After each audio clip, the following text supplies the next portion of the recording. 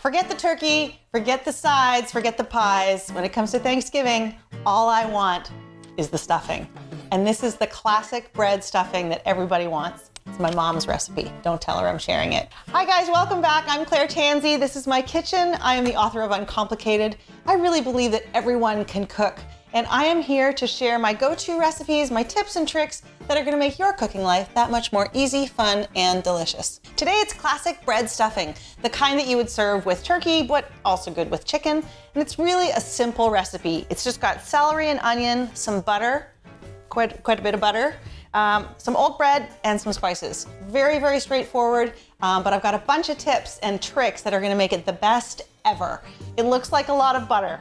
I know, but this is my #1 secret for a great stuffing. Don't skimp on the butter. This is going to serve 8, 10, maybe just one person.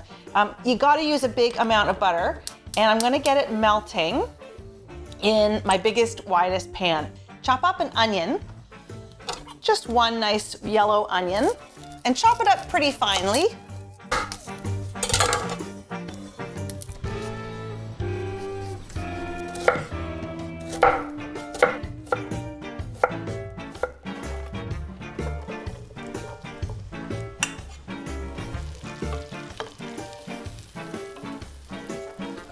Next up, some celery. And I really think celery is critical here.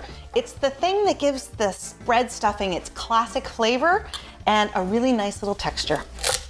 Chop it up pretty fine as well.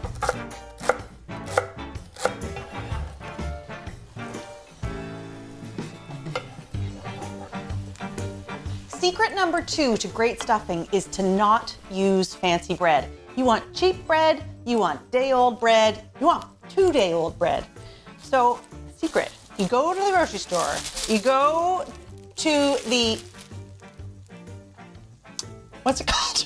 Go to the bakery? The bakery. So you go to the grocery store, you go to the bakery section, you go to the day-old section, and you get a loaf of like sliced whole wheat or white bread that is discounted.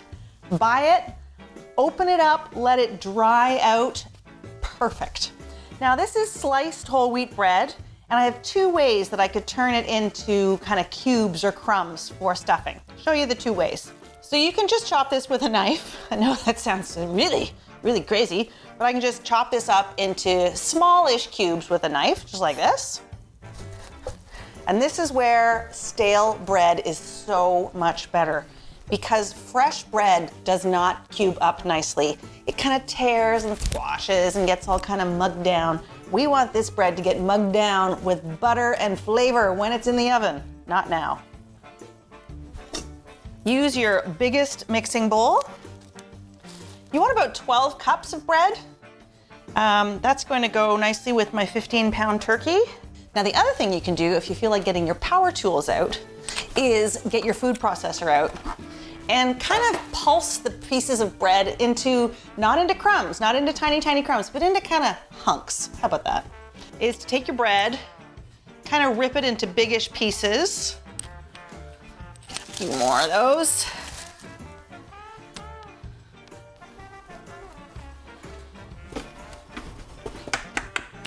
And then just pulse away.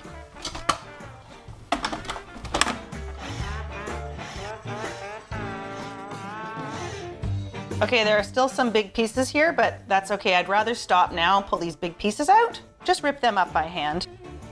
And then just add this to the bowl. Of course, you can also tear it up by hand, which takes a long time. But if there's somebody who really wants to help in the kitchen, get them to hand tear an entire loaf of bread. They won't bother you for an hour. The seasonings in this stuffing are also quite classic, quite straightforward. Fresh parsley is important, and I'm going to use a ton of it.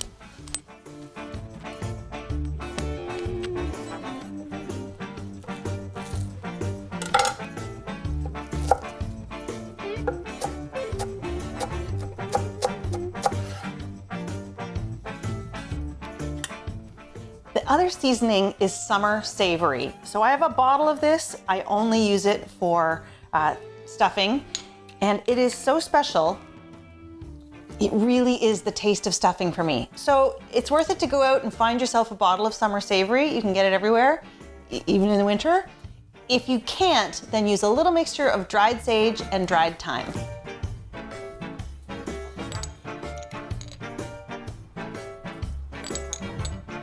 All right, just gonna stir this bread with the parsley and savory. You can see now why I suggested using your largest bowl.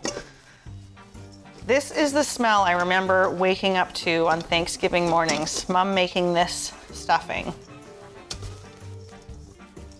And now, all that onion, celery, and butter goes in.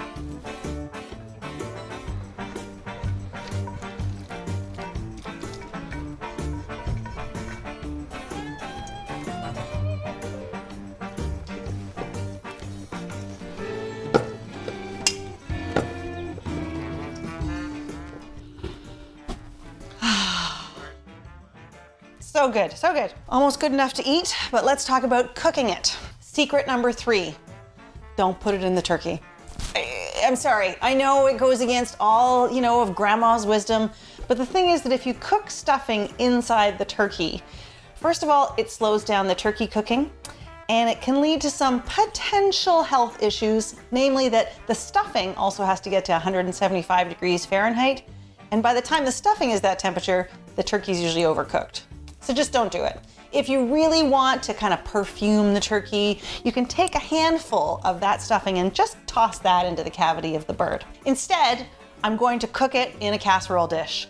This also means that I get lots and lots and lots of stuffing, and as I said, it's my favorite part. I'm gonna transfer all that into here. Yes. Now, I know what you're gonna ask. What about the liquid? Because of course, when you cook stuffing inside the bird, it gets covered with the turkey drippings. I've thought of that. Here's the solution. I'm gonna get the drippings out of the turkey roasting pan and put them on the stuffing. Check it out.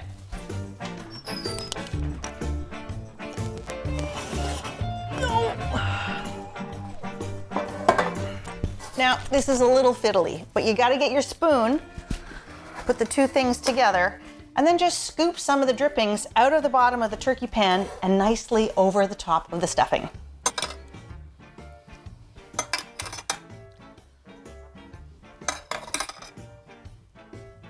I'll put the turkey back in the oven now, but if you're making turkey dinner, make sure you check out my mashed potatoes and Brussels sprouts. They're the perfect sides. There's one final step. This is looking fantastic, but it has to do with your inner soul. Does your inner soul want the stuffing to be kind of crispy and crunchy, or a little bit kind of more moist and juicy? Only you can answer that for yourself. But I can tell you that when I look deep within my heart, I like my stuffing to be pretty moist. So I take some turkey stock. I roast a lot of turkeys. I always have turkey stock in the freezer, and I'm gonna drizzle that over the top of the stuffing before I put it in the oven. You can also just use turkey bouillon. That's completely fine as well. And I'm gonna use about 3/4 of a cup to a cup.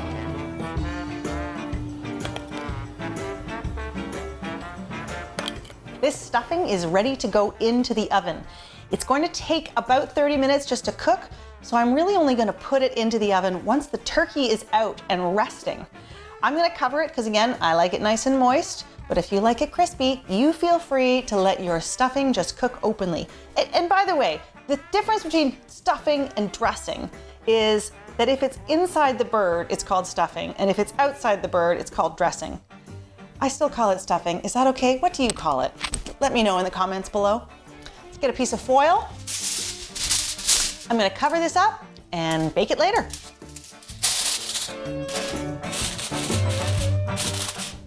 The stuffing has been cooking for about half an hour. Now I'm just gonna take the foil off and let the top crisp up a little bit.